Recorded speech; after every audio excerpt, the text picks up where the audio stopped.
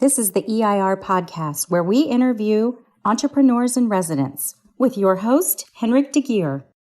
Who are you and what do you do?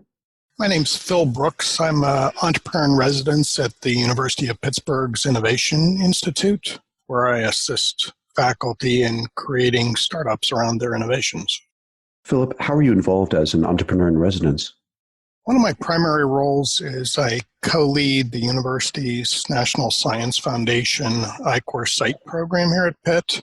We introduce about 30 teams each year to the value proposition, business model canvas, and the customer discovery process.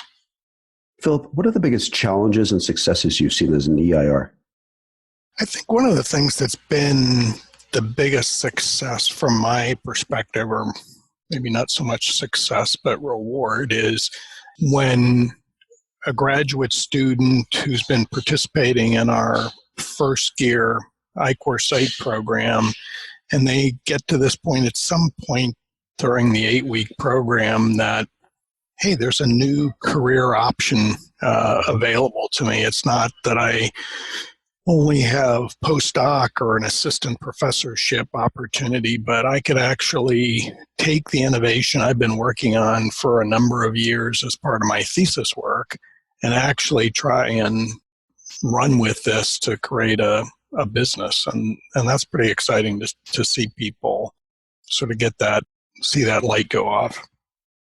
I think the biggest challenge is because Innovation Institute was started about 5 years ago, and it was bringing together a small business development center, the traditional tech transfer office, and commercialization resources all under one roof. And what's happened is we've seen increasing success in terms of the number of invention disclosures, the number of startups that are being created, but because of just, as I described in that success, the ability to create some excitement about a startup is, do we have enough time in the day to basically be available to all these people that are taking that next step in the entrepreneurial journey? We have a lot of innovators that are very actively coming back to us and asking us lots of questions, reviewing pitch decks, reviewing financials, doing lots of different things. And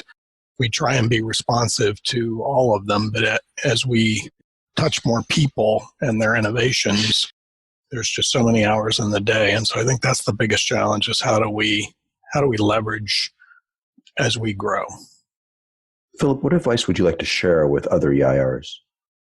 Well, I think if you're just getting into this role, one of the things that was really helpful for me was serving as a mentor in the National EIR team program, where over a 7-week period, you do 100 customer discovery interviews alongside the principal investigator and typically a student entrepreneurial lead. And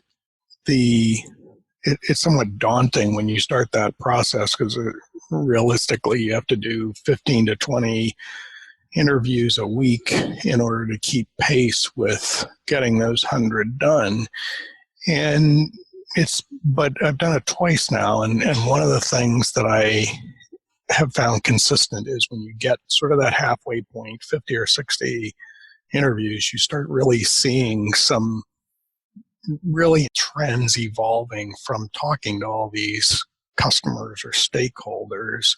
And it really is beneficial. And you realize that time you spent over that 7-week period is really insightful. And you don't want to stop after the 7 weeks, but it really is helpful. So I think if you haven't been through an EIR program and you're new to the EIR process, I started 4 years ago as an EIR, and that was one of the first things I did, and it really helped shape what I was doing day to day. I think the other kinds of things is just there's lots of, I believe there's something like 85 universities that are NSF EIR sites now, and IH has EIR programs, is to talk to faculty in those other programs or some of the resources like VentureWell that manage the I-Corps programs. InnovaSource has a Mind the Gap community of action that's made up of about 25 universities that is a great resource to sort of learn what others are doing as it relates to the gap funding piece. That is always a challenge in the early stages to get over the valley of death. Philip, where can we learn more about Entrepreneurs in Residence and your work as an EIR? I think two good places are just go to our website, which is innovation.pitt.edu, and look at some of the case studies that are available on the site, and go to nsf.gov and search for I-Corps Teams for more information about that program. For more about this, visit EIRpodcast.com. Don't forget to please subscribe, rate, and review. Tune in next week for the next episode. Thanks for listening.